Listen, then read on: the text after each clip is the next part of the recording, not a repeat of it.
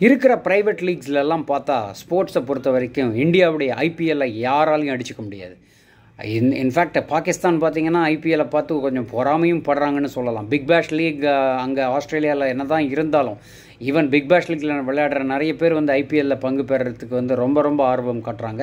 இதுக்கு main reason என்ன அப்படின்னு பார்த்தீங்கன்னா, அந்த ஆப்பர்ச்சுனிட்டிஸ், அந்த ஒரு வைப்ரன்சி, அந்த மீடியா ஹைப்பு, இதையெல்லாம் தாண்டி அவங்களுக்கு கிடைக்கிற அந்த பே பேக்கெட் எல்லாமே வந்து நல்ல விதமாக போயிட்டுருக்கு. இப்போது ஐபிஎல் டாமினேஷன் வந்து இந்தியாவுக்கு இது எப்படி ஆரம்பித்தோம் அப்படின்னா, நிறைய டேலண்ட், யங் டேலண்ட் கண்டுபிடிக்கலாங்கிற டேலண்ட்டை சர்ச்சில் ஆரம்பித்த விஷயம் இப்போ வந்து கிரிக்கெட் வேர்ல்ட்லேயே வந்து ஐபிஎல் தான் வந்து டாமினேட்டிங், பிசிசிஐ தான் வந்து ரிச்சஸ்ட்டுங்கிற அளவுக்கு வந்து நிற்கிறது.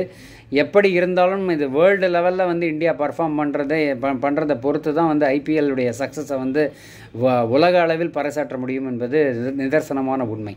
தொடர்ந்து இணைந்திருங்கள் மோட்டிவேஷன் நியூஸ் சேனலோட.